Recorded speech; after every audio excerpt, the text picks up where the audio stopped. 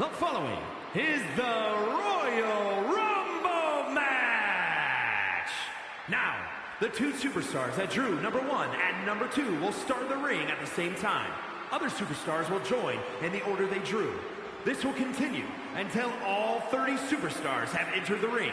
Eliminations occur when you are thrown over the top rope with both feet landing on the floor. The last superstar in the ring will be declared the Royal Rumble winner and will go on.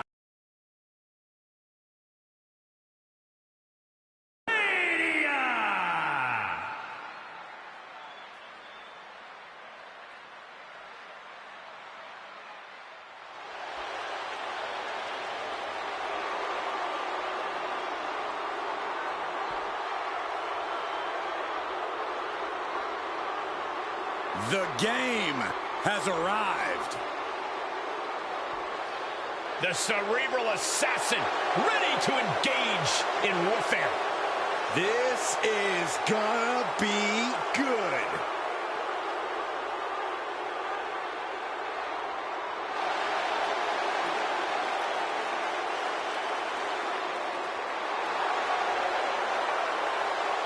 Introducing the participants.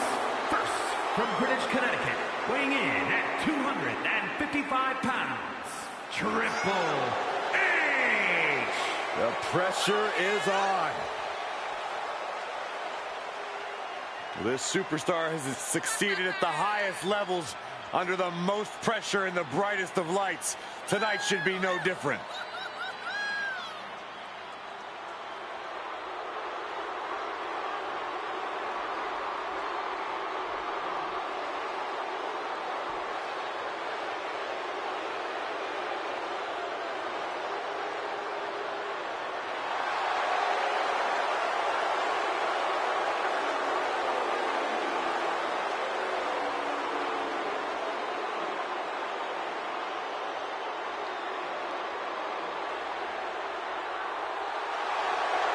From D-Generation X to Evolution, we have seen Triple H amass power in WWE, cultivating strength in numbers. But there's no more room under the learning tree of the cerebral assassin. Now he's all about earning the gold and glory for himself. Indeed, the game has never been more dangerous.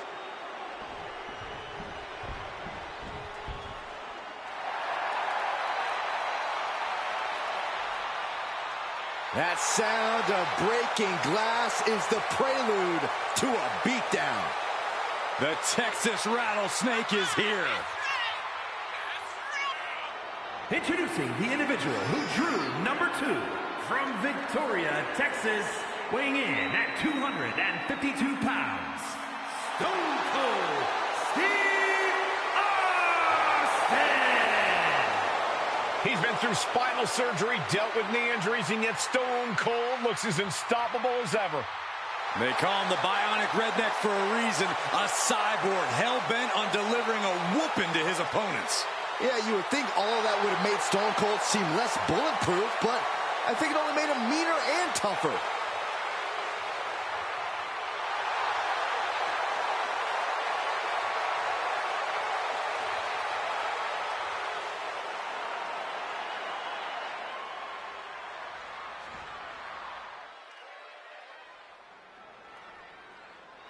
From the many, one will rise from this time-tested arena, a place where countless warriors have sought glory, but only few achieved it. One superstar's immortality awaits. There is nothing like a Royal Rumble match. Oof. The wind-up, and the pitch. Uppercut. Let's be honest, this would be extremely tough to go the distance from here.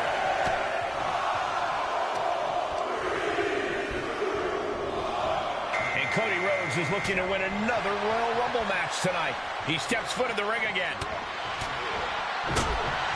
Oh, that'll swell up. Nice counter by Austin. Oh, saw it coming and got an elbow for their trouble. Sidewalk slam delivered. As we await entry number 4.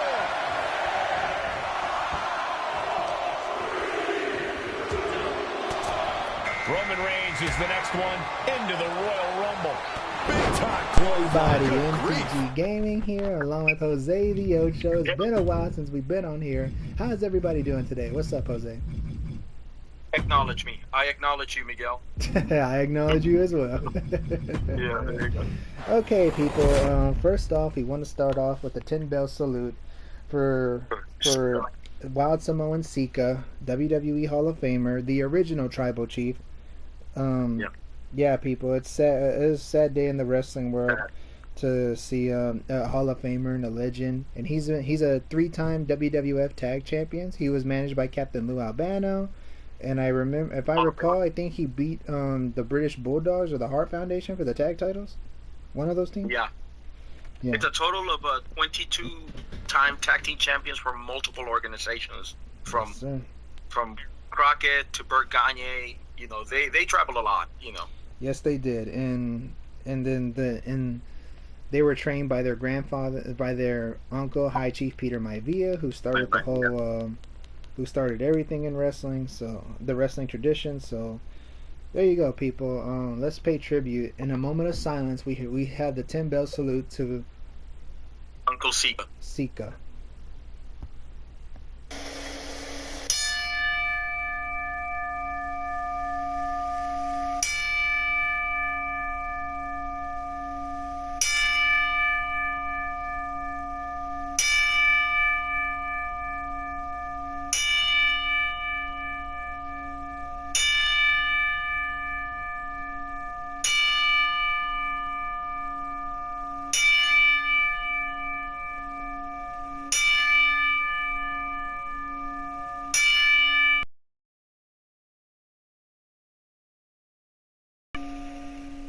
There you have it. But yeah, people. So rest in peace to Wild Samoan Sika, and he had a great career as a tag team wrestler, and he's a WWE Hall of Famer back in 2007. So yeah, and it's a good thing that they got him while he was still around. You know, that was a very good thing, and it was a good thing that his son Rosie inducted him too. Rest in peace, Rosie. Rest in peace, Rosie too. You know what? It was a perfect time that they got him while they were still there, which is good. You know, because sometimes when they're deceased, it's tough when you just give it to their family there. But the timing was good that they had a chance to talk and, you know, and share their careers and everything, you know. And condolences to Roman, the Fatu family, and the whole NOI and the whole bloodline. I know Roman's going through some situations, lost his brother, now his father, you know, so. Yeah. I'm sure. Do you feel like he's gonna extend wrestling time? Absolutely. You know, due to his choice and everything. Yeah, absolutely. I think the plan was for him to come back for SummerSlam, but I think that it's not happening, right? Yeah, it's not gonna happen. He's gonna be out even longer. Yeah. Do you expect the Royal Rumble in this one, where everybody at least gives you surprise appearances? Probably, and I even mentioned to people before that. He might win the belt back from Cody. Yeah. He might win the belt back. And I think we need to talk about that because since I've been observing, you know, been encoring and YouTubing on wrestling, I don't know about you, but my question to you is, do you feel Cody's championship run very hype or very good right now? I mean, how do you feel right now about Cody's championship run right now? He's a decent champion. I mean, he's defending it at the main event on SmackDowns. He's defending it at every pay-per-view he's been on so far. And, like, it's been a decent run, but I still don't feel him as that top guy. Nothing against him. I mean, don't get me wrong. He's a damn good wrestler. He can talk on the mic. He can do it all. It's just that I still can't feel him as a top guy. Yeah, and here's my question to you, because, I mean, and this is a question for world champions, basically. Do you feel that WWE or the bookers are pressuring Cody Rhodes for a hardcore babyface run like they did, like they did it with John Cena and Hulk Hogan? Are they making? Do you think that is a comparison to that, or are they different comparing to John Cena and Hulk Hogan, which they really had a good babyface push? You think they're trying to put Cody in that spot to give him a strong babyface push? Probably, yeah, probably. And what you call but Cody The right question now, is, he's what's missing and what are they doing wrong is my question. well. It's just that more people are more focused on this whole bloodline storyline and this Hmm. whole Liv Morgan and Rhea Ripley and Dominic thing. People are more into Yeah. that than the whole Cody thing because I saw earlier on Instagram somebody said that I think it was WrestleFeed app. I don't know if you follow that page, WrestleFeed app, and they said Okay. that Liv Morgan is getting more searches on Google than Cody Rhodes. So Liv Morgan is the talk of the town more than Cody Rhodes. Well, yeah, it's a needle mover too because I mean she's really killing it on the stories, man. I Yeah. mean, it makes sense because her and Rhea Ripley have history, Mm-hmm. and they were former tag team partners. So it feels like this storyline. Do you feel like Liv Morgan feels like she has scores to settle for Rhea Ripley? That's I the mean, the story makes sense, That's the plan. When Rhea and Ripley it's comes back from injury, she's gonna to the fight. ends of the Judgment Day. Yes, and when Rhea Ripley comes back from injury, she's going at the her and Liv Morgan got scores to settle, and she might be the new member of the Judgment Day, and she might take over the Judgment Day because she did say that she wants to take everything from Rhea Ripley. Well, Finn Balor and JD McDonough were successful with the tag team belts. Do you think that's the beginning of the planting of the seeds of this story to continue? Probably, yeah, because they did. Yeah, actually, it is because they did mention that Liv is the one that gave him the PS5 backstage playing WWE Yeah, 2K24, she and started playing Santa Claus with the Judgment Day. yeah, and she also gave him the title shot to both uh to both Balor and JD McDonough, and she's been doing Dominic favors, and she saved him for being destroyed by Braun Strowman. So Yeah. yeah, The pretty much. question is, where did Carlito stand? Because I mean, it's almost like I feel like Carlito is paying initiation to be a Judgment Day guy, but at the same time, I can't picture him as a Judgment Day material Me or any neither. faction material. Where does Carlito stand from here? Where does he I go from here? I don't know. Miguel? He's pretty much an outcast, and remember, Damian Priest even said that he doesn't trust him. So I don't even know how him being in the judgment. Yeah, you're right. He's not Judgment Day material, and I don't know how they're gonna. I don't know what the plan is for Carlito. I think he should have stayed in NWO because that's the only faction he can be in. Yeah. And here's another question. Speaking now that you brought Damian Priest, now Damian Priest, okay, he's going to defend his title with Seth Rollins. Mm-hmm. Is the stipulation going to go for Damian Priest to leave Judgment Day, or do you feel like Judgment Day is going to kick him out? I mean, here's the question of all: do you expect betrayal on Judgment Day? I mean, Judgment Day betraying Damian or Damian betraying Judgment Day. What's your take on this? What do you feel like you might see, or what do you want to expect from Judgment Day? Because I mean, the story's very hot, and I like it. And it's hot, and I like it too. It's just that well, I don't know if any of that is gonna happen. What you just at maybe the whole thing is gonna be. I think Liv Morgan is gonna be the one that's gonna be the cause of their demise and their breakdown. So probably none of the. Probably, I mean, there's a chance that what you just mentioned that could happen, but I think Liv Morgan is gonna be the one that's gonna be the cause of that drama of them breaking up and destroying it maybe, or hell, even Braun Strowman Because could probably everything started destroy with it. everything started with the briefcase. You know that. Yeah. But then I thought the briefcase was going to break up the crew. But maybe I feel like maybe Liv Morgan might be responsible for Judgment Day breakups or something. Right. But then it's additional for Damian Priest that he probably may leave Judgment Day by Seth Rollins' stipulation. Do you feel something like that might be possible? I think they already made that official on Raw because I kind of missed Raw last Monday and I was watching it on YouTube. The reason why I missed Raw last Monday was because work was burning me out for the whole week. So yeah. Yeah, I was working to watch it late. Yeah, so. Hmm. But I do know. Do you feel like Seth Rollins is the time that he's trying to put Damian Priest over, or they want to predict him to get back at the championship level? Because you know what, the world champion. Do you see any comparison on these two storylines with these two belts? I mean, do these which championship right now is giving you more interest, the heavyweight or Cody's belt? I think it's the same interest, in my opinion.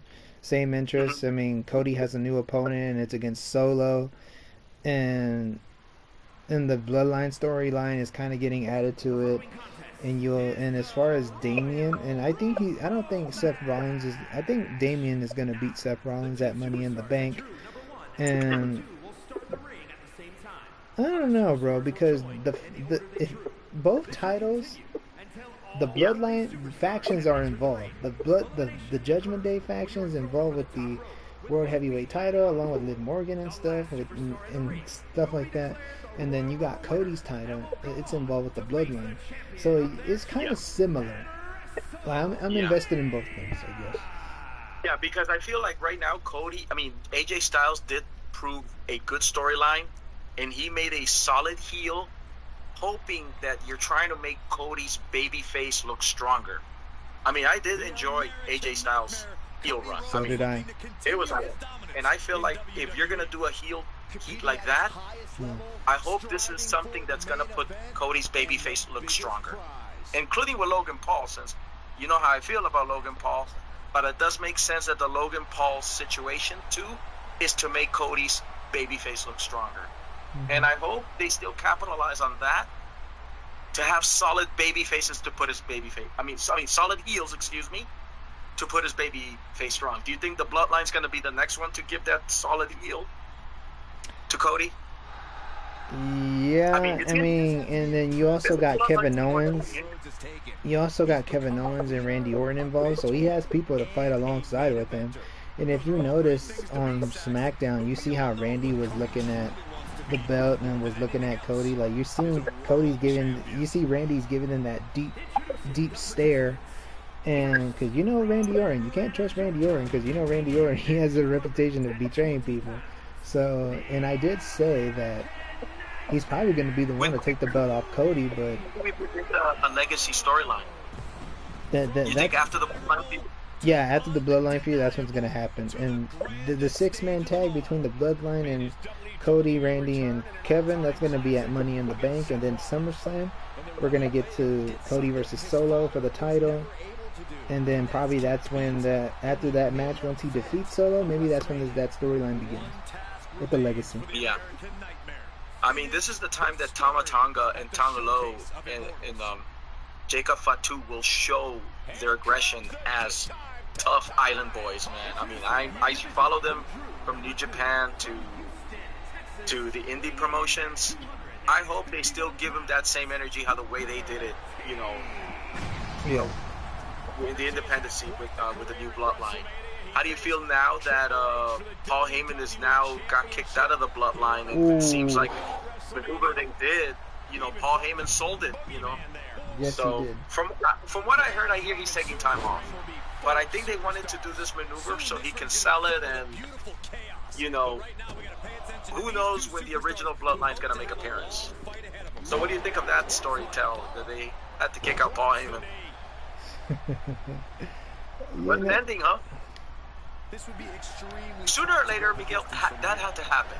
Yeah. Either having Paul Heyman walk away, or have the Bloodline do a maneuver so he can sell it. Right.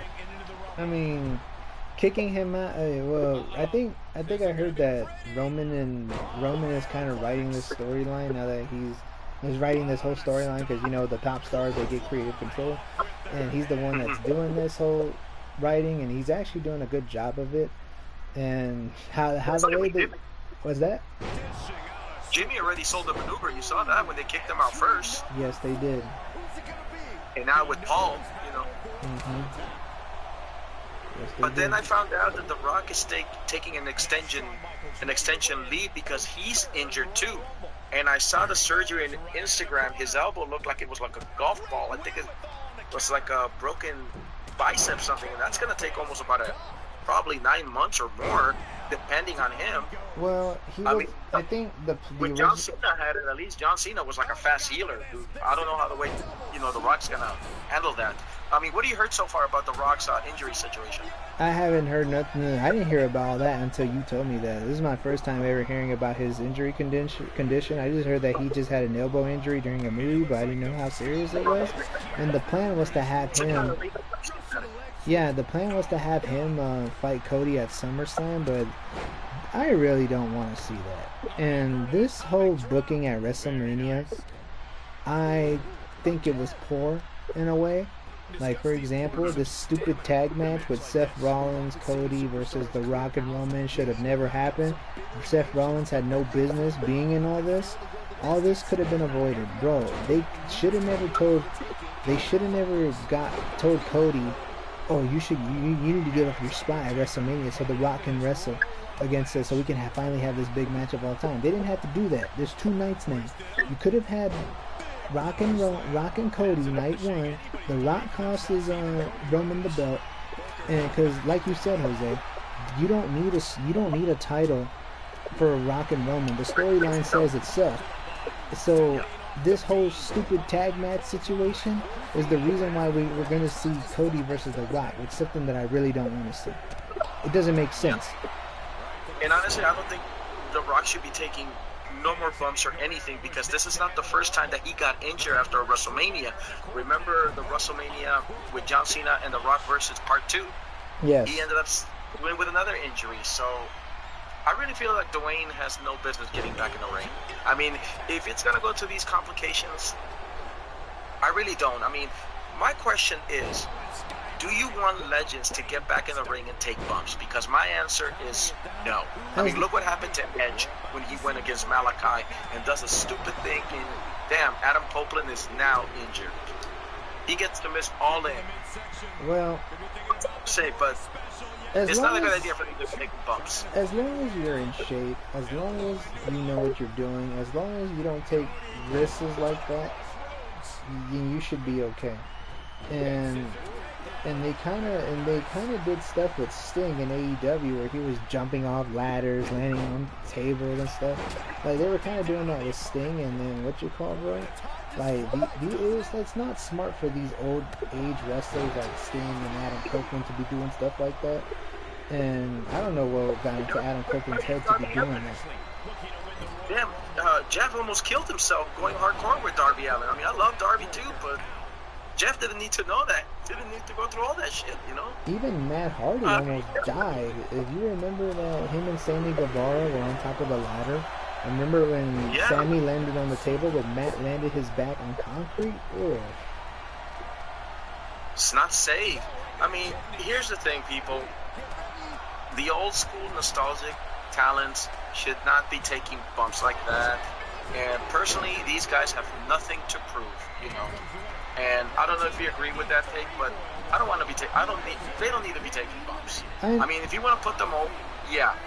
I think they should have done like they did with Steve Austin and Kevin Owens.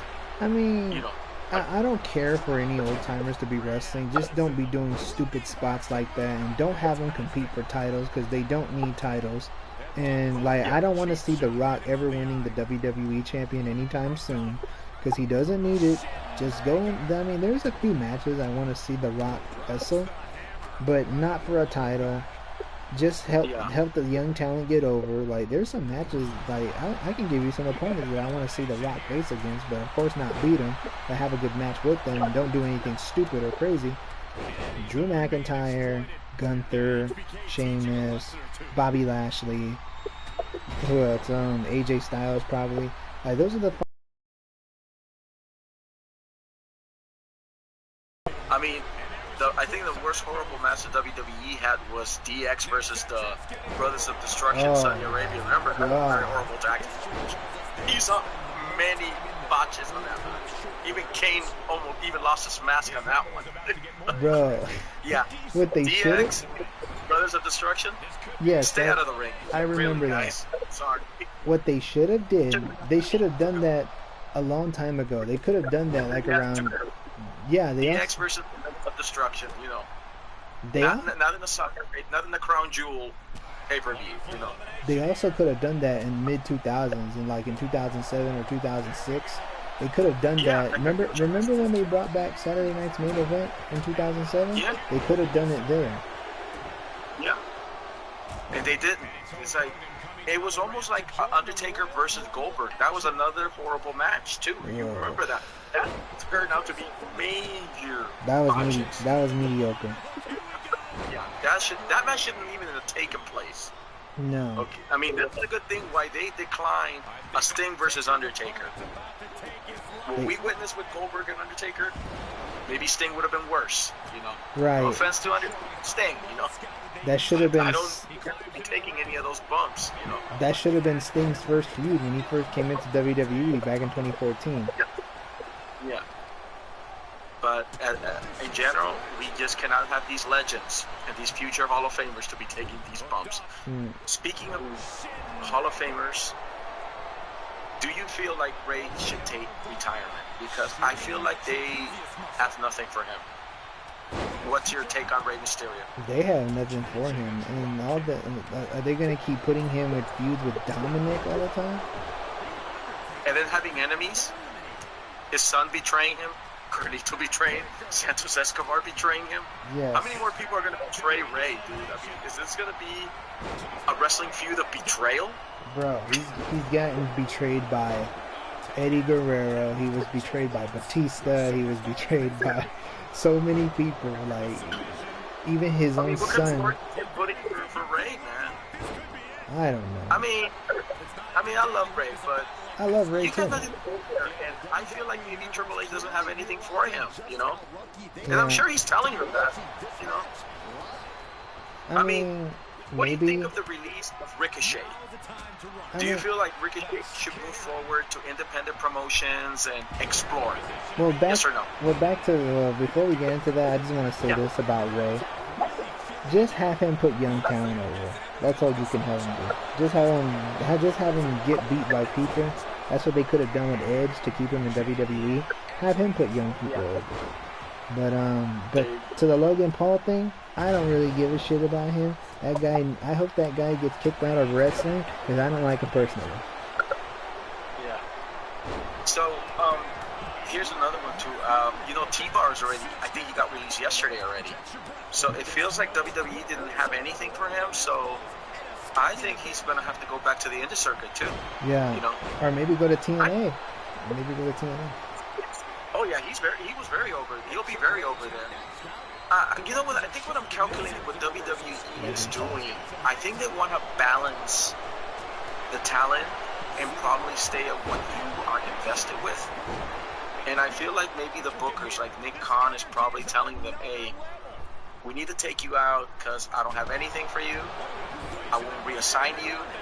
If something comes up, I'll call you, but it's not the end of the world that you're going to be jobless. I'm sure a lot of independent promotions or other promotions are going to call you up. So I feel like maybe this is the reason why they're getting released, is because the company doesn't have anything for them.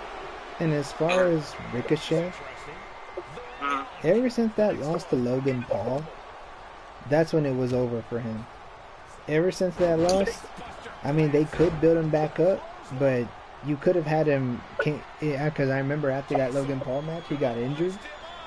The only way you could have built him back up is have him get his win over Logan Paul. That's what you should have did. But no, you didn't do that. And Ricochet, I love Ricochet. He was one of my favorites, but I think he'll go either. Yeah, I'm pretty sure TNA or New Japan and AAA would definitely be a great fit for him.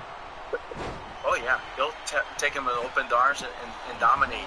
In TNA, I know the only thing that he can dominate is the exhibition because of all his flying acrobatic thing. Yeah. He'll against Chris Sabin. He'll have a good match with Chris Sabin and any other cruiserweight. Yeah. I don't know if he's going to do any forbidden doors in independent wrestling, and I'm sure that definitely Tony Khan is going to sit down with him, and talk to him, So and then waste best his talent. And I feel like he's gonna be okay, He'll show up for a few matches and then he'll disappear. That's how AEW is. Yeah, they'll probably it's something like you said earlier. I think they're going to be predicted to be handshake deals because nobody really wants to sign themselves in a company and get locked. Because once they sign Jacob Fatu and Tamatanga, once you're in WWE, here's the reality: you're locked. Okay, bring back El Idolo, locked. So the main thing is, when you're back in WWE or reassign, you are locked. You know. I mean, right now with Becky Lynch, she's only taking time off. You know, and she'll probably be back until things are cool and everything, or if WWE have anything for her. But I think she's only doing family time. So. I don't think they have nothing for Becky Lynch until later. If something comes up, they'll call her up. But I think it's a good idea for her to be with her family and concentrate on her book. Things like that. So I feel I'm trying to be understandable with WWE why they're doing these releases. But other people don't see it that way. They just feel like WWE is the place. But guys, there are other promotions. Exactly. WWE is the largest recommendation to go. So if the company's, it's gonna happen. Right, and there's always going to be times where they can't keep every wrestler there forever. Only a very few wrestlers that was able to work there for more than 20 years. Very few. Yeah. That's what they gotta know, man. If these wrestling companies have anything for you, you take it. But if they don't have anything for you, okay, I'll call you when something comes up. So here's another thing. What do you think of the entrance, the debut of the Wyatt Six? You enjoy that storyline? I'm really looking forward to see how that goes. And the part where Nikki Cross came out of the door, that creeped me out. I ain't gonna lie. It was Sister Abigail. Things like that. It fits with her, Yeah, it does. And they went backstage. You see, it looks like Ludwig Kaiser or Gunther was down. And then they went to gorilla position. Everybody was down. Pete Dunne, Braun Strowman, and Tyler Bate. Chad Gable was very obvious. Chad Gable got his ass whipped even worse. And they put the camera on him very obvious. And it's so cool to see Eric Rowan to do Ramblin' Rabbit. When you saw the Bludgeon Brothers hammer, I go, wait a second. Eric Rowan, because Ramblin' Rabbit was very tall. It's like, yes, he was. So that's Eric Rowan. And Dexter Lumis, I think he did Mercy the Buzzard. And I forgot the other guy that did Huskus the Pig. He's an NXT guy. Joe Gacy. Yeah, he's very good. So maybe this is the time for them to give them some work time, air time. Now, maybe Alexa Bliss might be the sixth member of the Wyatt Six, because she was at the Funhouse. She had storylines with the Fiend. We will see when that moment is gonna come. Did you like the VHS videotape thing when Michael Cole said, "Those of you that don't know, this is a VHS videotape. I haven't seen it in 25 years." But the production's been kind of CR. That was pretty funny. And when I saw that VHS tape, kids, you kids will never understand that. And when he said that, and then that was pretty funny. And then when they got it, and then that promo that Bo Dallas cut and Uncle Howdy did, it was pretty entertaining, and it was cool that I'm ready for Raw to see what else happens with the Wyatt Six. Here's the thing, people. The production crew has a VHS projector under computer room. So, but Michael Cole made it so funny and so over to say, you guys know what this is a VHS tape? Yes, he did. It's for the little kids, because this is a PG product. Well, not anymore. But it was what they went to school them with the VHS, dude. Yeah, it was fun. I love that. I love that script, dude. That was good. They really pulled it off on the VHS. Yeah. And then on the video clip, you saw the Fire Fun House. Here's the question about the Wyatt Six. Do you think that the Wyatt Six need championships? Because I feel with or without the championships, the Wyatt Six is very over. I mean, possibly Dexter Lumis and Eric Rowan might win the tag titles. That could possibly happen. Dallas, I don't know if he'll win the world. I don't know if that's. I don't think it's. That's kind of questionable. See if he'll win any type of mid card or world title. I don't know. Yeah. To be honest with you, that's a tough one to call. That's cool. Yeah, I agree too. Because I feel like for Bo Dallas to be pulling promos, I think that's the only thing that's gonna put him over. And maybe it's not the right time for a championship. Not now. Too soon to say it, you know. But I feel like with or without a championship, they're still going to be very over because, I mean, their debut was for them to attack the backstage, the locker room, and take out all the heels and baby faces to show them that no one is safe. So they attack the heels and the baby faces there. You know, I say their first target is Chad Gable. So I don't know. Do you think they will start a storyline with Chad Gable first? Because his Intercontinental Champion feud is over. It's done. I mean, and the Alpha Academy has really left them already. So yes, they have.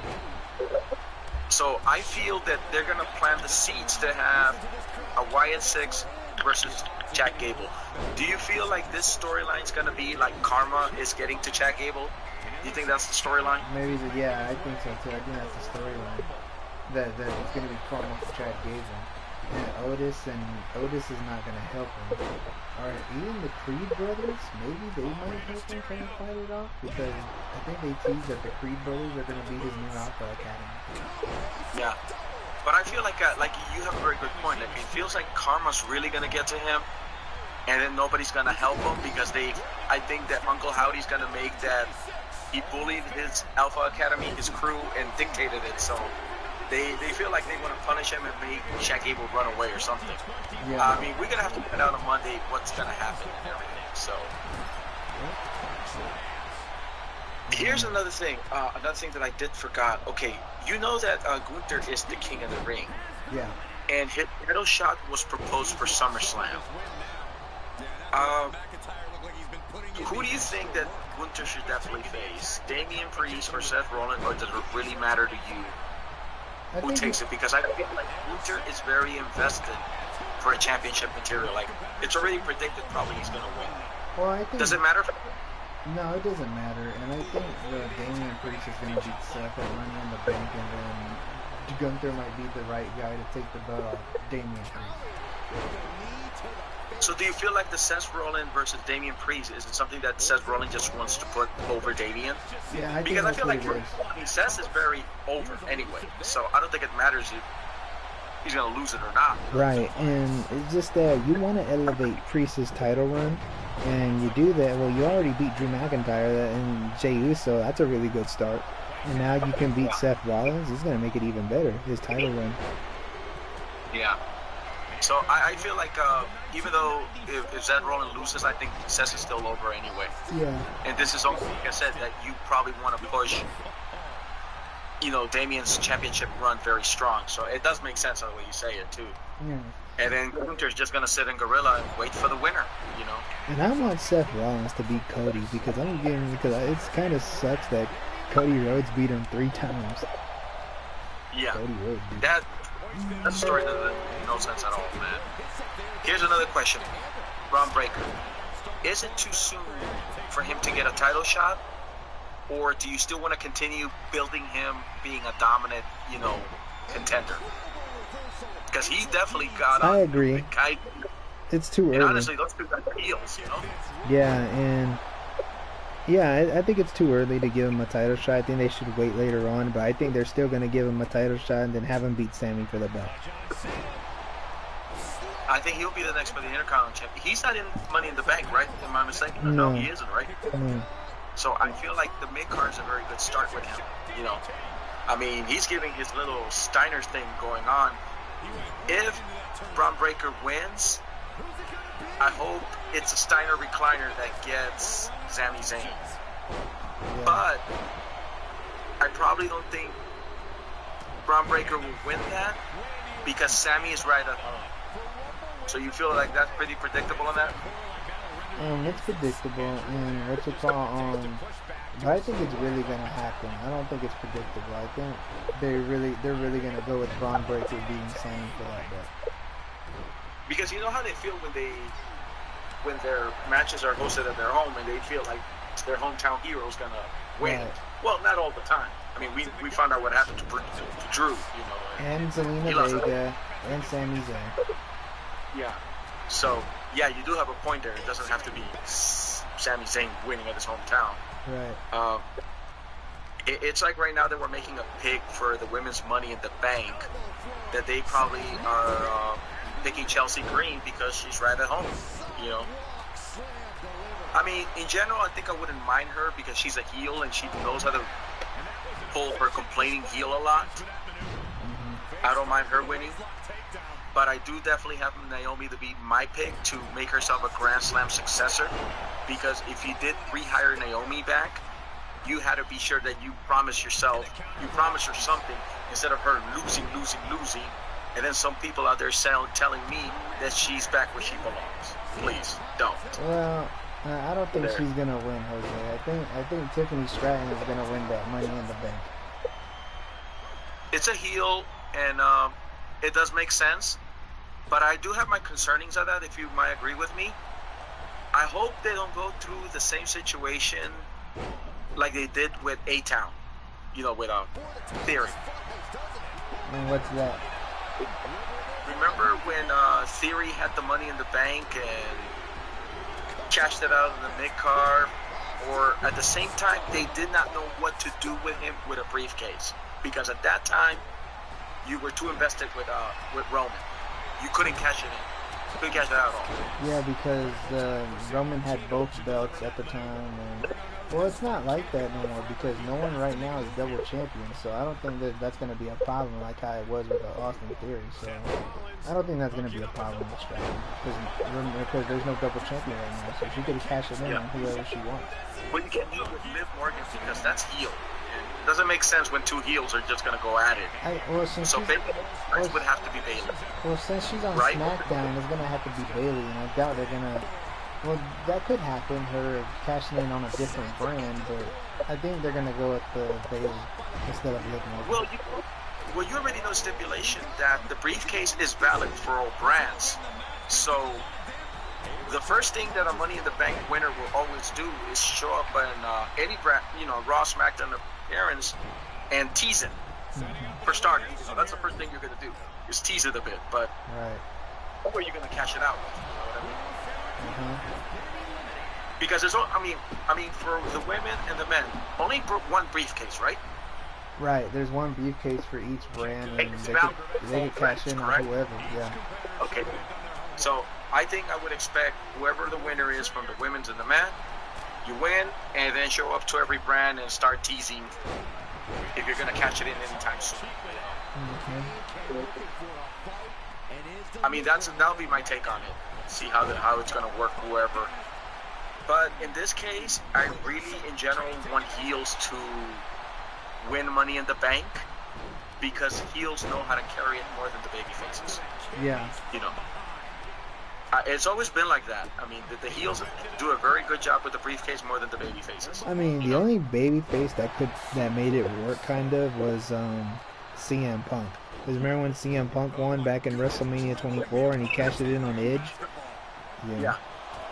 And then I think Batista did him the favor, so he just decided to get him now and everything. Yeah. I think with the one that put him more over when he definitely cashed it out with Jeff Hardy, and then after that he started getting those boo reactions, and after that Pipe Bomb came by, you know. Yeah, that's when the Straight Edge Society was born, when he brought in Luke Gallows and Serena Deeb. That's when the Straight Edge Society was born, when he turned heel on Jeff Hardy. And honestly, he's the two-time Money in the Bank winner in a WrestleMania, in the largest stage of all. So that's a record that's been broken with him. He won it at WrestleMania in Orlando. He won it at WrestleMania in Houston. Yeah, and honestly, the Money in the Bank just turned out to be its own pay-per-view. So it is, for the record, important that CM Punk won 2 times at a WrestleMania, 2 WrestleManias in a row. I mean, that's big. I'm talking about WrestleMania. So. Right. And it's gonna. And what do you think of the overseas fans outperforming the U.S. fans as far as them getting into the matches, them cheering for the people? What do you think of that?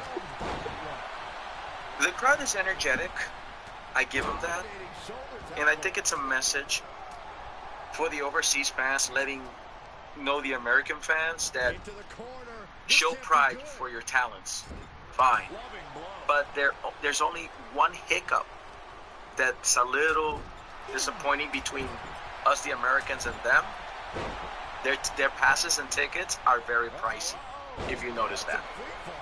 Mm-hmm. So it means that the overseas fans are going to save up their hard-earned money. Who cares how bad or good the show is? They just want to go and live the moment because they know it's not an every week, an every week event. Yeah, because they only go there like every once in a while. Because, the WWE, it's a U.S. thing. It's not really a European thing. Yeah. But honestly, I do give them props. They are very hardcore spirited fans. I mean, you take them to a soccer game, dude, they're freaking loud as you would expect them to. I mean, I've seen so many soccer games for Europeans. So would I, yeah. It's a crazy crowd, man. It could be 80,000 asses on those stadiums, and they still give you something, And they even sing, like they were singing in their language. You don't even know what they're saying. Yeah. I don't know if that annoyed the talents or what, but they were doing so much you couldn't even expect with these fans, Yeah. I mean, the one that Selena Vega went against Rhea Ripley, that was a pretty good, decent Puerto Rican crowd. And it was a small arena. It was about maybe 22,000 seats, but it was still very loud, Yeah. And they say in the differences when it's a small arena is louder than an 80,000 fans arena. I mean, it's complicated, environmental, why, but it just happens that way, And what you call in WrestleMania in Dallas, the one that I went to, that stadium could fill up 101,000 people. And what you call, I can't believe the fans still wasn't loud. Some of them probably, I think before WrestleMania, Texas, I think the MetLife Stadium, there you go. They say some people were falling asleep because it was about 8 hours long, WrestleMania. Oh, that was WrestleMania. Undertaker versus Roman Reigns, remember that one? That was Orlando. It wasn't MetLife Stadium, right, if I'm mistaken? No, right? I don't think it was called MetLife Stadium. That stadium in Orlando, I don't remember what the stadium's name was. And what you call it, those fans weren't really loud. I mean, they were only loud. The loudest they've ever been was when the Hardy Boys came out.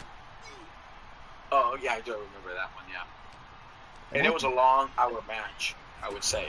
Yeah, and I want the Hardy Boys to go back to WWE already. I know they don't get along with Hunter, but still, I'm pretty sure Hunter can set the beef aside and then welcome them back with open arms. Sure, they'll get a Hall of Fame trophy. Absolutely. I think it's an important thing to complete their wrestling run, and hopefully they can mentor people out at least. I mean, you want to give your career ending where you started and where you ended, And I wanted to see the Hardy Boys versus Authors of Pain. That's what I really wanted to see. I wanted to see the Hardy Boys versus DIY. I wanted to see... Do you think DIY is winning those tag titles from Austin Theory and Grayson Waller anytime? No. No? Not yet. No. And honestly, here's my question about it.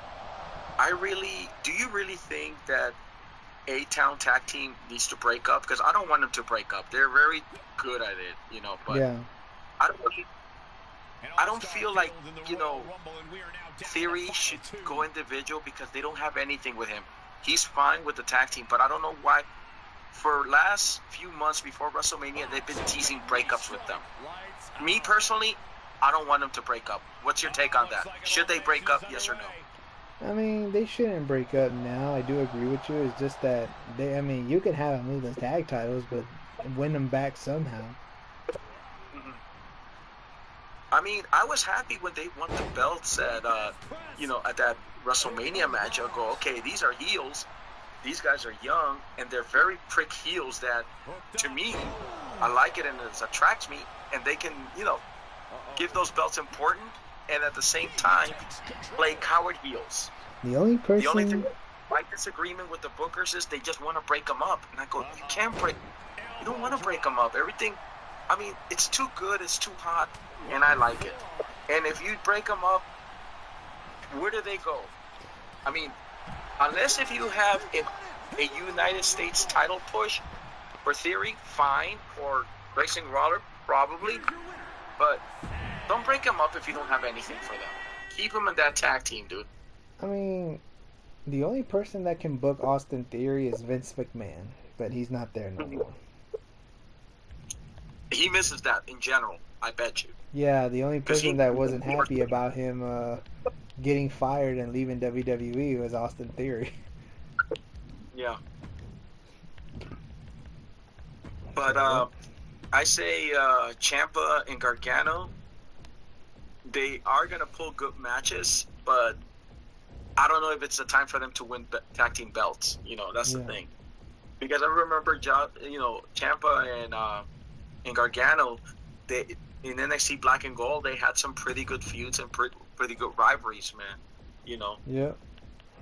I feel, you know, those two tag teams should very carefully how they plan their storyline and plan their seats very well to make the tag team interesting.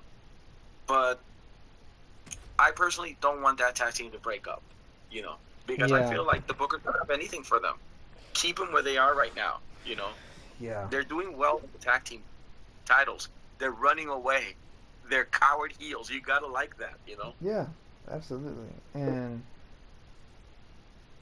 And I feel like the Judgment Day is going to do that with the tag team titles as heels, you know? Yeah. I mean, I'm happy that JD McDonald definitely got a championship. Yeah. Let me unplug right quick. I think when I looked at Miz and Truth, I feel like they wanted to give it up. They just didn't wanted to keep it for long. I was expecting them to lose the belts to AOP. At the hometown in Ohio. I thought they were going to lose it to AOP when that tag team with New Day, AOP, and that triple threat tag match. I thought AOP was going to beat them. Yeah, that's what I thought too. Do you thought they were going to hang on to SummerSlam? No. Because I know it was going to be at his hometown in Ohio, so... Yeah. Well, let me say this. Let me unplug right quick.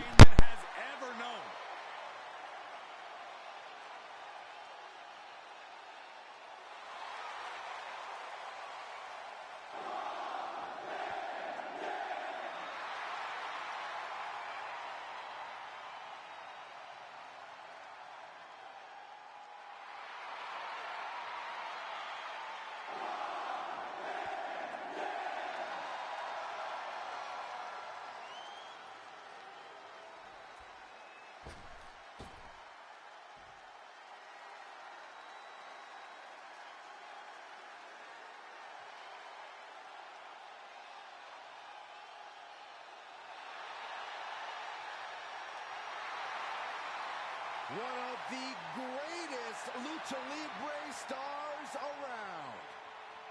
We are about to see high flying exemplified. And his opponents. We're back. Okay. Bathroom break, everybody, so don't worry. Yeah, getting back to the tag teams, I felt that Miz and Ron, I think they wanted to probably feel it for a little while and then lose it and probably do something else. That's what I feel with them. Yeah. But yeah. How long do you give the Judgment Day to have those belts? Do you give them to the Survivor Series, Royal Rumble, or something? Probably Survivor Series. I mean, honestly, bro, I don't know. Like, I don't know. When it comes to heel, they keep it longer because you know they do give it meaning. I hope they put those tag belts on AOP. You know that, which is good, you know. But yeah, and I hope they put those tag belts on AOP. Oh, AOPP. Okay. Good thing you brought them up. AOP and you don't need Karrion Kross. Karrion Kross. What do you think of that faction? Because uninterested. It's not attention. Do you feel like they're not really well booked? I mean, what do you see in this team, and what do you feel about it? This team should have never been assembled. I'm sorry. I was never into it. I never liked the idea of them being assembled as a team. I'm just not a fan of this whole team thing. And Karrion Kross, he can't get a. It's just I don't know if it's the way he's been booked. He's been beating AJ Styles, Drew McIntyre, Rey Mysterio, and he's still not over with the audience. Like, I don't get it. Like, I don't know. The fans are just not interested in him. Maybe it's because they remember that stupid mask gimmick they gave him, and I think that's what killed him. Assaulted 2.0. Yes. Okay, here's the thing, okay, kidding aside, do you feel like the bookers don't have anything to him, or they just don't know what to do in general? Because people should understand right now, we're not faulting Karrion Kross. We gotta blame the bookers. So my question is it bad booking, or do they know what to do with him, or do they have anything for him? No, I don't think it's the booking. It's just, I think it's the fans. They're just not into him. No matter, even if you book him correctly, I still don't think the fans will get into him. Like, again, they haven't beat Rey Mysterio, AJ Styles, Drew McIntyre. They haven't beat a few people, but they're still not liking him. It's not the creative side, it's the fans. Sometimes when you book him, yeah. So I feel like he should get away from him. Yeah, and again, I know. Again, like, sometimes when you book wrestlers right, they still won't get into the audience still won't get into them. I don't know why, but they just don't find them amusing or something. I don't know. The question is, are the bookers aware? Are they watching? Or are they just being opportunistic just to put them there to have people just boo them and that's it, or just hear crickets? Do you feel like the bookers are watching this? Yes or no? Well, I'm pretty sure they are, and I'm pretty sure Triple H loves them so much, so he was like, oh, I like you a lot, you're going to keep a job here. Wow. I'm not going to enjoy myself going to a ring, trying to pull a promo, or try to book me right, and then I'm hearing crickets. If I'm Karrion Kross, I'd be complaining right now. Because if I'm feeling that the fans are not feeling me, I should start speaking up. So Karrion Kross, if the fans are not feeling you, pay attention and speak up. Right. Because right now I'm seeing a storyline which is already boring me to death. He's trying to break up the New Day. And as far as me saying personally about the New Day is not going to break up. New Day ain't breaking up. The only thing that New Day can do, they'll go individually and then come back as a tag team. They've been doing it so many times. So breaking up New Day is inevitable. And I cannot picture having a New Day feud. I mean, give me your take on it. What do you think of him trying to break up the New Day? What do you think of that storyline? Does it make sense to you? Do you feel it? No, I'm not feeling it, and I just don't care for it at all. Because, Miguel, personally, I find it inevitable. You're not going to break up New Day. No, That's you're all. not going to break up the New Day. I'm sorry. Kofi does very well individually. You know, Big E did well individually. And Xavier can do well. So, then, normally, and then by baby faces, they started getting loved. And I remember when the New Day was heels, they were getting so many boos, and I think they were enjoying the boos that people were going, New, they sucks. New, they suck. I mean, that was a good sign. You started them as heels. And the New Day saved Kofi Kingston, and they saved all those guys' career. Both Kofi, Xavier, and Big E. It saved their careers. Because when that Jamaican gimmick got stale, nobody was into it. And when Big E got stale, nobody was into it. And Xavier Woods never got over at all. They had to do that. Yeah.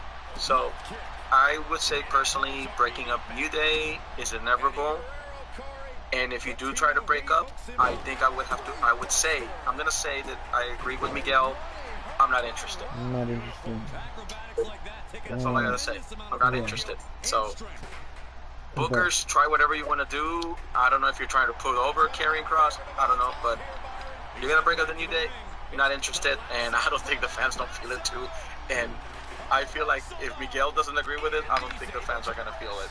Yeah. Believe me, Miguel has not been wrong about this, viewers, so pay attention to that. But let's get into we pretty much. It makes sense, you know? Yeah, it does. And we've pretty much covered everything about WWE so far. Let's get into the NBA. Oh, man. The Boston Celtics winning the NBA champion. Good thing we didn't get a sweep, okay? Good thing, no sweep. Yeah, but... You had to give them time, you know? Yeah, and I didn't watch the entire finals because once I saw Game 1 and I saw how they were guarding Luka and Kyrie, I was like, I really don't want to watch this anymore because I think Boston is going to win. And Boston did win. And Boston, anytime Boston wins, and me as a Heat fan, I always say that when Boston wins, it's the worst season in NBA history. Exactly. I don't like Boston. As a Heat fan, Miguel, let me ask you this question. In general, when there's a Boston versus the Heat, the tickets really sell out there very well, huh? And did you have any experiences attending those games? No. Miami versus... I had never been to a Miami Heat playoff or NBA Finals game. I've been to a few Heat games, but I've never been to a playoff or an NBA Finals game, ever. But does it get full in a regular regardlessly? I mean, because it's division. When it comes to rivals, you know, there's asses on the seats, no matter what. Yeah, there's asses on the seats at Heat games all the time, no matter who they're playing against. Because, you know, the city of Miami, we all love the Heat. And we love the Heat more than the Dolphins and the Marlins, than any other Miami team. I mean, the Heat is always on fire, and they always will be. Yeah, I mean, it's like I give a sample like... when it's Dolphins versus Bills, the Dolphins may have a very crappy season, but in the end of the day, they're always going to have a good football game. It doesn't matter if they're 0-12, but they're giving us a game. So even though if the Miami Heat is going to have a bad day, you're going to give Boston Celtics a run for their money, and the fans are going to like it, from your home fan, your rival fans, you know? Even if the worst team versus even those those rivals that you mentioned, even if one of the teams is horrible, they'll still put up a good game against you. I remember there was times where the Dolphins put up good games against the Patriots, and I remember there was times where the Dolphins put up good games against the Bills, because, you know, that's the rivalry. And same with the Commanders and the Cowboys. They're a huge rivalry. Anytime when one of the teams suck, they still put up good games. And at the end of the day, they do lose, because I remember Brady did not take the Dolphins very seriously, and they lost. Mm-hmm. And that was not a good position for Brady. I don't recall what year was that, but there was a time that the Dolphins had a very bad season, and then they defeated their top rival when the Patriots were on top of their game, you know? Mm-hmm. That can happen to Boston, you know. Miami Heat can have a very bad year, bad season, but you do have a point. They always gonna pull in a good game and a good war. It doesn't matter if you're 88-0 or 0-88 or something. I don't know, you know. I mean, that's the beauty of sports and the beauty of division rivals. Yeah. I get entertained by it. I don't know about you or anybody, but I like it. I do too. And another thing I want to touch here, Jason Tatum, shut the fuck up at that press conference talking about some Miami was easy to beat. Yeah, it was easy for you to say because you lucky that Jimmy Butler wasn't playing, because you know damn well Boston wouldn't beat the Heat in 5 or 4 games if Jimmy Butler was playing.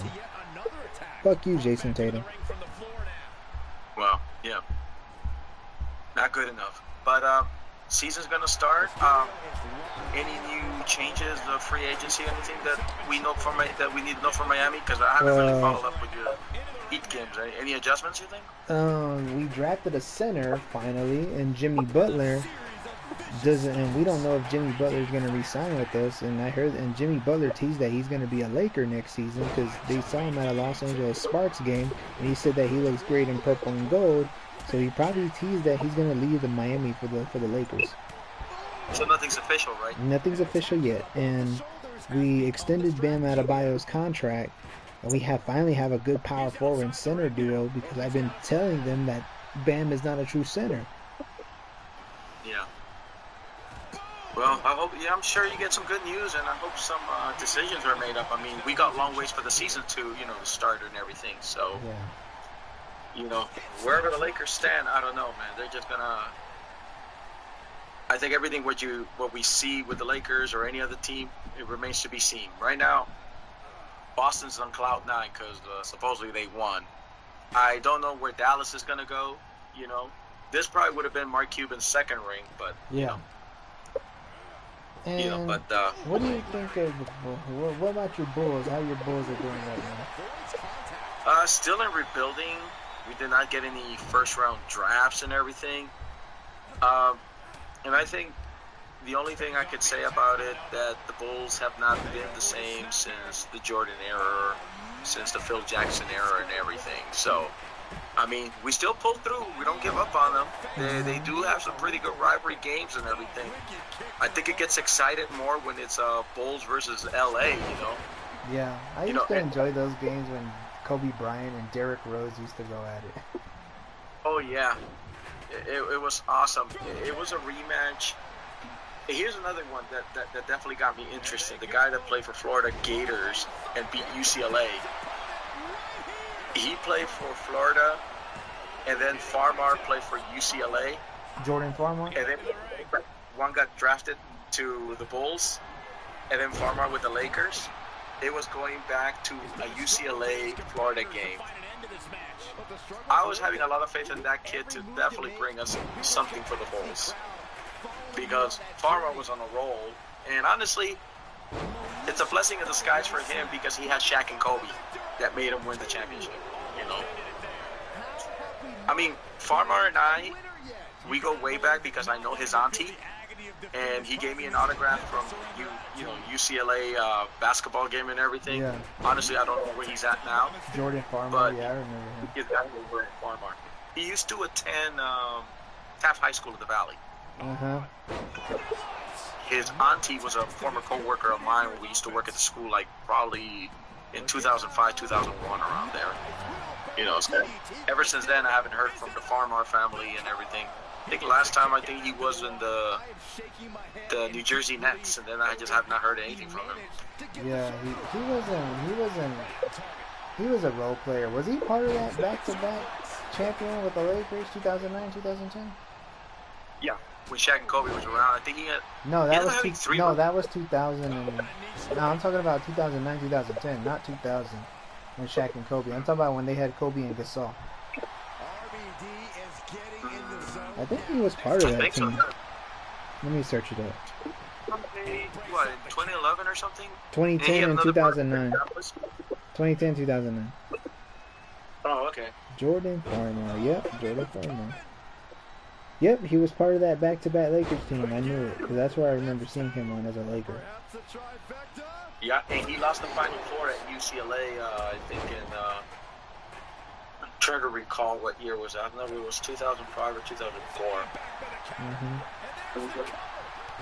Yeah, but yeah, the Bulls are still with the traditional planting seeds and everything, and you know, here's one take on it. Did you know who regretted it? And I mean regretted it, not to stick around with the Celtics? Former Clipper Griffin. Blake Griffin? Blake Griffin. Yeah, he regretted it. He retired 2 years or 2 years earlier? 2 years ago or a year ago? The championship going on. I'm thinking of Griffin. Son, you must have regretted it. You should have seen the Spurs won. Because, I mean, people don't need to be a Clipper fan or a Detroit Piston fan, wherever games he played. Did you felt that Griffin was considered more like injury prone because he was always getting injured in every game that he played and everything? Yeah, he was. And then in Detroit, he would get injured, and he's with the Celtics. I think he got injured in the Celtics. Was he considered injury prone? When he left LA, that's when he was considered injury prone. Once he left the Clippers, there was no he wasn't that same guy like he was on the Clippers.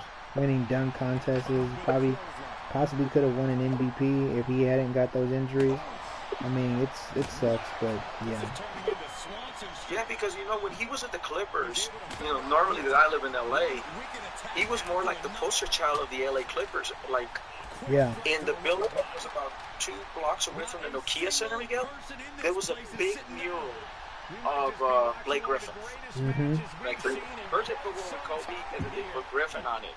And then they did like a multiple LA sports fan with Kobe, Griffin, Gretzky, Scheiser, you name it, just to make it like an.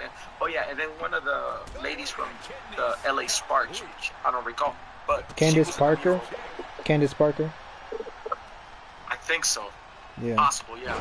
But they were putting all the LA headliners, you know, the faces of the LA, or, like we say in wrestling, the face of the companies in those murals. Have you ever been to a Laker game where against the Bulls out in LA when Michael Jordan was playing? Have you ever attended a game? Yes, I was at the one with when it was Jordan versus Magic, when Magic came back to the Lakers. I remember I was invited to that game, and I remember that Michael Jordan inadvertently, when Jordan was blocking Magic, there was a little botch. I don't know if they're ever going to show that clip, but there was a little botch they had where Michael Jordan inadvertently pulled Magic shorts. Oh my God. And I think somebody recorded it and turned it to NBC, and then they end up showing that clip botched when Michael Jordan inadvertently pulled Magic shorts. Yeah. And this is the time when Magic was coming back to the Lakers. It was just like, you know, I don't know. It was a funny, entertaining moment that you would hear the laugh from both sides and everything, you know. Have you? Who else have you seen out there? Like back in your years, have you ever seen Charles Barkley play out there, like in person? No, but I did see some Clippers versus Bulls, especially when Harper, a former Bulls, Ron Harper was playing ex-Clippers. Ron Harper. And you got to remember that Ron Harper is the most luckiest ex-Clipper to win so many rings from the Bulls and the Lakers. We call it Lakers too. Remember, he started as a Clipper, went as a Chicago Bull, won there, then he came back to LA as a Laker. So he's got to be the most luckiest guy on the planet for that. Well, you know who is? Horry. Robert Horry. Horry had Houston, Lakers, and San Antonio. San Antonio. And he took some clutch shots for both San Antonio and Houston. Yeah. So, Horry, lucky guy, dude. He has so many 8 rings. 8 of them. 8 rings. He played. Well, damn, dude. He played for some good damn coaches, dude. And players. That's a resume. And players. You know. Hakeem Olajuwon, Clyde Drexler, Kobe and Shaq, Tim Duncan and David Robinson. Yeah. He had it all, man. Lucky guy. That's Hall of Fame worthy for Horry. Have you ever seen Patrick Ewing play out there? Yeah. When it was Patrick Ewing and the Clippers, when he went against Danny Manning, Ken Norman, and I remember Harper was still there because I was invited to a Clippers game. One of my guys that worked for KTLA, for WB, because I think WB used to play the Clippers a lot. We would see Patrick. You remember these? You know what? I used to wear Ewings. Is that Adidas or Reeboks? What brand is that, Miguel? No, this is just a Ewing brand. Like, he wasn't with those companies. He just had his own brand called Ewing Athletics. There's the Ewing back here. Oh, wow. Yeah, because in 1987, I used to wear some famous Adidas shoes.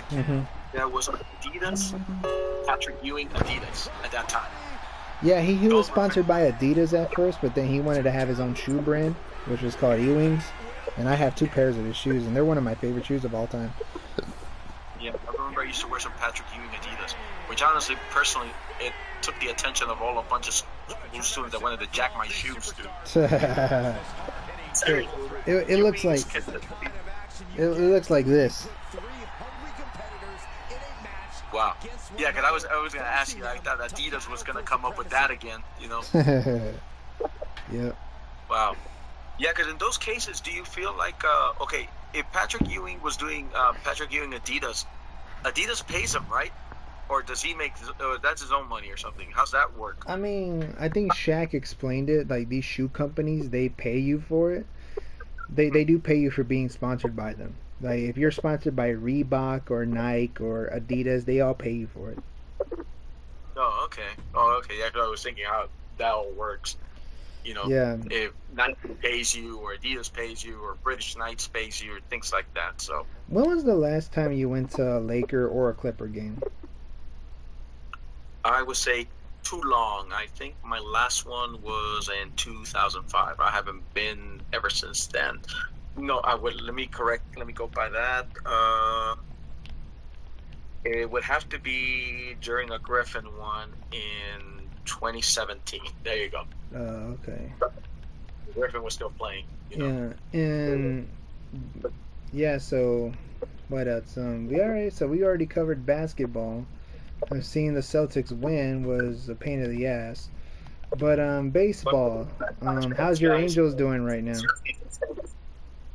Are you showing up to any Miami games, or do you have season pass personally? I have. I've been showing up to Miami games lately. I'm going to one on 4th of July when they play against the Boston Red Sox. And no, I am not a season ticket holder, and I don't need to be because the tickets are a decent price. So that's why I go so often. And yeah, I'm gonna be there on 4th of July when the Marlins take on Boston Red Sox, and I'm pretty sure there's gonna be fireworks after the game because it's 4th of July. And I've been out to Miami a few times where we celebrated 4th of July, so it's been cool. That will put asses on the seats, right? Because that's a no-brainer. That's gonna happen. Not really, because the Marlins don't really have the best attendance, or maybe they might have a decent attendance. Maybe they might bring a little more people in. It's because of the occasion. Yeah, just because the occasion but it's just that the team hasn't been good for so many years. We were good last year. We made it to the playoffs, but stupid management didn't make the smart decisions, and that's why we're not doing so great right now. And the last time we won a World Series was since 2003 and 97 and 03. Those are our 2 World Series. And we're doing horrible this season. We just won 2 games out of 3 against Philly this weekend. And how's your Angels doing right now? We're doing horrible, man. I think my last victory is when we had that Yankees victory that made me feel so damn good. But then after that, we just dropping down like flies, up and downs. And Mike, believe me, we got to do. And Mike Trout is out for the season. Yeah. I think that was my last good baseball moment when we defeated the Yankees, and then after that, asses were put in the seats. I don't understand. When it comes to LA and New York, there's always a good capacity crowd, even though you're having a shitty season, dude. Yeah. And the last time you guys won a World Series was 2002, and I think you guys beat the Giants. Yeah, New York. It was Barry Bonds. Remember? San Francisco Giants. Yeah. Barry Bonds was the guy that was. And he was on steroids. And he was on. Charged for wellness policies or something like that. Yeah, and that's why he's not in the Hall of Fame. Oh, was he in the Hall of Fame? What was this? He was never in the Hall of Fame. Ever since they found out he used steroids, they never put him in the Hall of Fame. Also, do the wellness policies like the way they say in WWE. But I think they should still let him in, is because around that time, in the early 2000s, the MLB didn't care if you used steroids. Nowadays they do, because they wanted you to use steroids. They wanted the players to use steroids, like Mark McGwire and all of them, to use steroids Sammy Sosa to like get better at them hitting the ball, hitting a lot of home runs, so the fans can watch. They were doing that to get viewership, and they should still put him in the Hall of Fame, in my opinion, because back then they didn't care. Yeah, I know it's cheating when you use steroids, and there's players these days are still getting caught. Like the most recent one that got caught for using steroids was Fernando Tatis Jr. from the San Diego Padres. He got caught. He failed the wellness policy. Wow. Yeah. Well, that sucks when they do that. But yeah, but you do have a point. I do agree with you. If something wasn't lifted in the past, why all of a sudden give him a consequence now? It's like, my part is you're too late for all that. Give him his trophy, let him go. You don't want to acknowledge him, then don't acknowledge him.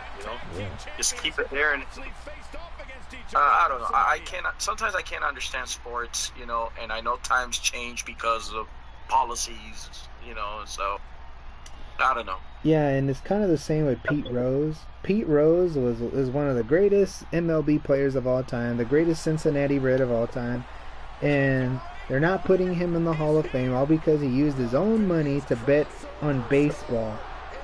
Why should he not get put in the Hall of Fame, and it's his money? He does whatever he wants. Yeah, if his money money out of your own pocket. At least you're not stealing it for the company. So it doesn't make no sense at all. I think WWE was nice enough to give him something that honestly doesn't even count for a celebrity wing Hall of Fame, because it was celebrity wing. He was getting beat up by Kane. That's why he got into the whole WWE Hall of Fame. 2 choke slams and 1 stink face. There you go. Oh, and a tombstone as well. And a tombstone. 2 tombstones and 2 tombstones and a stink face. There you go. Remember what he told the Boston crowd at WrestleMania 14? You guys can't even win a World Series. Oh yeah, then he said something about that he couldn't pick up the ticket because he couldn't bend over to pick it up or some shit like that. Yeah. So, I don't know, he just made a funny promo there or some shit, dude. Yeah, because he was talking about the Red Sox because they were in Boston. Yeah. Oh yeah, I remember you really clowned with them dudes. Yeah, and I was like, yeah. Cheering at Kane even though he was a monster heel, dude. Yeah. And Pete Rose, he was a really great player in his day. He was a damn good baseball player. He has 4 World Series, 3 with the Cincinnati Reds and 1 with the Philadelphia Phillies. So he was a really great player. Yeah. Unbelievable. Yeah. But they got to do something for that. Mm-hmm. And here's another topic subject that I definitely wanted to bring up. Did you ever watch Sika matches? No, I haven't. I'm gonna be honest. I mean, I've seen him manage a few guys. I've seen him manage the other Wild Samoans that came in the mid '90s when Rikishi's first gimmick. You remember Rikishi's first ever gimmick, and he used to manage them. That's the only thing that I've seen from him, to be honest with you. How about WrestleMania 4 when he was part of the 20-man Battle Royal, Sika? That was his last WrestleMania 4. He was at the 20-man Battle Royal. The only matches, like, three guys took him out. I didn't watch the full show at WrestleMania 4. The only thing I can remember was the DiBiase and Savage match, the Honky Tonk Man and Brutus the Barber Beefcake match, and the Demolition Heart Foundation tag match. And that's all I remember from that show. The good news is that Battle Royal had meaning. So if they bring back that Battle Royal WrestleMania 4, having Sika there, that'd be good. Well, Battle Royals had meaning at that time. Right now, I like it when WWE's putting them on SmackDown. Freaking ridiculous. That's not a WrestleMania moment, man. If it feels like Andre the Giant Battle Royal doesn't have meaning, then take it off. You know? How hard is that? Oh yeah, here's my favorite match that I want to share with you with Sika. Saturday's night main event, Sika went against Jake the Snake Roberts, and Jake the Snake Roberts defeated Sika, and Sika failed not to eat Damien. Hey, that was the gift.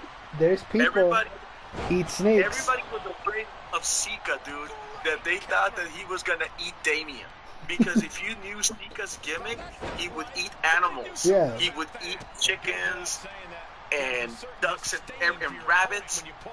And when he had the storyline against Jake the Snake Roberts, they say that Damien was going to be dinner time soon as Sika defeats Jake the Snake. So everybody got it. I need to search that out because I want to see how that storyline goes. Sika versus Jake the Snake, Saturday's night's main event. I don't remember what year. Could be 88, 89. But a lot of people were worried that Damien was going to get eaten by Sika. Because here's the thing. Everybody, all the talents from heels to baby faces were afraid of Damien except for one talent, Sika. Sika's not afraid of it. Sika's going to eat Damien. That's funny. You better watch that storyline, dude. I want to watch that because that looks interesting and it looks funny at the same time. Because, you know, there's people out there that do eat snake. Well, Sika, I mean, it's just the gimmick that Sika was given because they gave him an individual gimmick. Mr. Fuji managed Sika at that year. After he was managed by the Wizard and then Mr. Fuji. The Wizard's management was cut very short. And I think it was very short when Hulk Hogan defeated Sika in another Saturday's Night main event. And, that match was just too predictable. That's only just to make Hulk Hogan's babyface look stronger, while Sika was the monster heel. But I think I enjoyed more the Sika versus Jake the Snake because that had a story. They thought that Sika was going to eat Damien. You better get back to those library tapings, man. I'll watch that because I really want to see how that one goes. All of us, you know, let me share this with you. We suspended our disbelief that time that we thought that Sika was going to eat Damien. I mean, I don't know. That was a moment. Me staying up all night at Saturday's night watching Saturday Night Main Event, Jake the Snake Roberts versus Sika. So you better see that match and that storyline, man. I got to see how that is. Jake was babyface at that time. Yeah. So. What did you think of Jake as a babyface? Didn't like it, and I didn't feel it because he started showing vulnerability, and as a heel, I did love them because he attracted me more. You know, he entertained it. I don't know. It seems like the heel goes well with him than the babyface thing because he's aggressive, he's intimidating, and he's creepy. I prefer, it's a constant. I prefer him as a heel, and yeah, I like. But as a babyface, it actually worked. People started buying his merchandise. He started buying the snake, the snake toy thing around his neck. I mean, it worked. But as far as like, I know you don't like it, but it still worked. I mean, I'm all right. I agree with you. I'm all right with it. It's just that you know, I mean, he was better as a heel. Well, because if you watch Jake the Snake Roberts as a babyface against Greg the Hammer Valentine, Greg the Hammer Valentine dominated him. But for one mistake that Valentine did, it took a clean DDT to take him down. And that was the same thing when the Warlord dominated Jake, because I mean the Warlord was like a powerhouse. One mistake that the Warlord did, clean DDT, and then the people just got up and rise because no one was expecting the Warlord to be DDT, dude. I mean, Jake the Snake Roberts said this personally. He said that the maneuver, the DDT, is the most dangerous maneuver in wrestling. He said. Yeah, nowadays they use that as a spot. I wonder how he feels about the DDT is used as a spot. I would feel insulted because right now no one is selling the DDT the way in the past the previous talents used to sell the DDT. Because every time when they DDT each other, they don't sell it, Miguel. And in the WWF moments, the WWF talents, because I can say that, they sold it. Yeah. You know? And here's another thing I want to bring up. When we lost a great baseball great, we lost a great baseball great 5 days ago. His name was Willie Mays. He's arguably the greatest San Francisco Giant of all time. I just want to bring that up. He's a 24-time All-Star. He's a World Series champion, a 2-time MVP, 12-time Gold Glove Award, and a batting champion, a 4-time home run leader, a 4-time stolen base leader. Number 24 is retired by the San Francisco Giants. He's one of the greatest Giants of all time. He passed away 5 days ago on the 18th of June, and rest in peace to him as well. I just wanted to bring that up as well. Yeah, he did really put some historic things in baseball. Yes, he did. Can't duplicate any of these legends that definitely paved the way what they done. That's why I regretted it when I missed the Land of the Lost reunion when I found out about Spencer Willie passed away, and I just saw him barely a month ago. And we find out about this breaking news on Tuesday that he passed away, man. It's like, wow, rest in peace, man. Yeah, rest in peace. You know. Have you ever been to any Raiders games when they were in LA? Never. Never? I watched this tournament, even though it was a Buffalo versus Raiders. Not at all, dude. Have you ever been to any LA Chargers or LA Rams games yet? Chargers, yeah. When they were San Diego Chargers. When it was Chargers versus Bills, because I remember we drove all the way to San Diego to watch the Chargers game, and the Chargers games were a little economical than the LA games, you know. Have you ever seen? No longer San Diego Chargers. Right. Have you ever seen Dan Marino play live? Like, did you actually attend the game and watch him play? No, I never seen Marino or either Kelly definitely play personally in general. I would see Frank Reich. At that time, I think Kelly was injured, and I would see his solid backup quarterback, Frank Reich. And so you never saw... Oh, so you never saw Jim Kelly live? No, he was injured. I think one of the games that was supposed to see him, he was injured that day. Who did Frank Reich win against? I think they defeated the Falcons. I'm trying to get the year, but I did see. We got a chance to see Frank Reich perform. But then I heard, I think after the contract expired, he went to go play for the Carolina Panthers, where they started making an expansion team for the Jacksonville Jaguars and the Carolina Panthers. Remember that year? Yeah. Time they were considered like an expansion team, but they started using. Did you know that the Carolina Panthers had 14 Buffalo Bills playing for that team? Because no, it wasn't 14, excuse me, it was 12 free agents that Buffalo lost. And they all moved to South Carolina. They went to go to the Panthers. Right. I mean, that year Buffalo was so strict. And I think we were feeling that we were losing hope, but I get it why they did it, because I think they wanted to plant the seeds to build a team. Yeah. You know. And because the ex Super Bowl losers, you know, as the way the media wants to call it, or the Marks want to call it, or the Fairweathers want to call it, they probably wanted to clean house to plant the seeds for a new Buffalo team or something. Right. And I've never seen I've never been to an NFL game ever, and I'm hoping that I go to one this season. I almost went to one when Tom Brady was playing in Tampa. I could have saw Tom Brady play as a Tampa Bay Buccaneer. Yeah. And, he's got so many rings, man. I don't think he needs to go back anywhere, you know. Yeah. And you think he's really going to come out of retirement?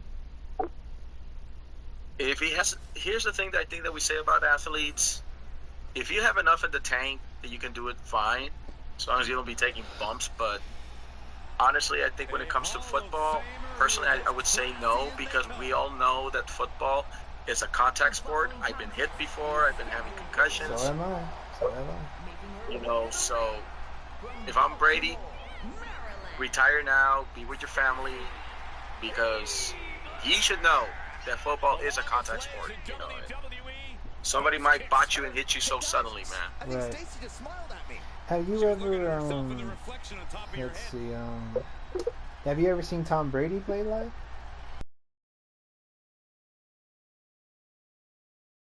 Meet and greet or anything like that. Yeah. I don't think he needs to do meet and greets, because him and Michael Jordan are the two richest athletes, and they don't need to be doing that.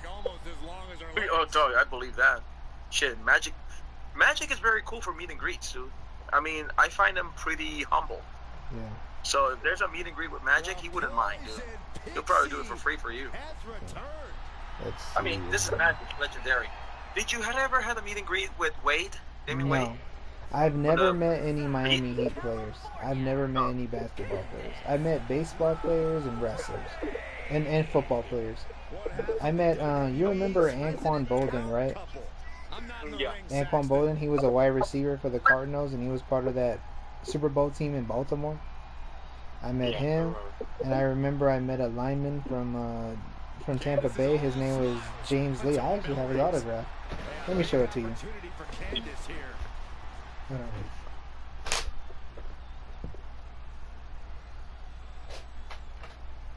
This is from James Lee. He was an offensive lineman or defensive lineman for Tampa Bay. Here it is. Oh, wow. Yeah, that's a badass signature. Yes, it is. And he invited me to lunch that day at middle school, because he went to middle school at the middle school I was with. And this is his invitation thing, and I let him sign it. And I'm glad I still have this, you know.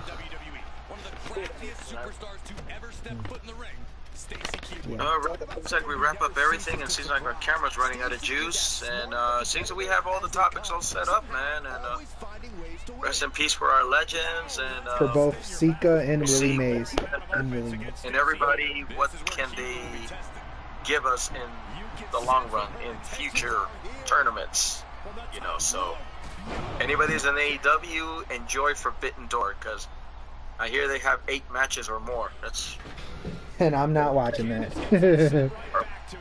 I personally am not. I'm busy. I'll be working, so I will not gonna be watching Forbidden Door. No offense, guys. So. No offense either. And what you call AEW, I haven't watched that in years now.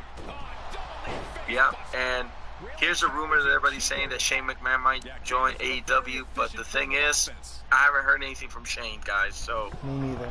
until we see it to believe it, anything is possible. But you know, Shane McMahon is not the kind of guy that you want to do business and then, you know, take over him. Now, if I want Shane with me, I'm gonna sit down and listen to him and trust his experience. So, Tony Khan, you're saying to him that you welcome him. If you are gonna welcome Shane, take a seat and let Shane do the work. That's all I gotta say. I know AEW is your baby, but you actually, you and your company, you need help, man. Oh, you need a lot of help. But alright then, people. Well, me and Jose the Ocho, we finna sign out, and I gotta say something to you right quick off the air. So alright, people. Well, I'll see y'all later. Me and Jose the Ocho.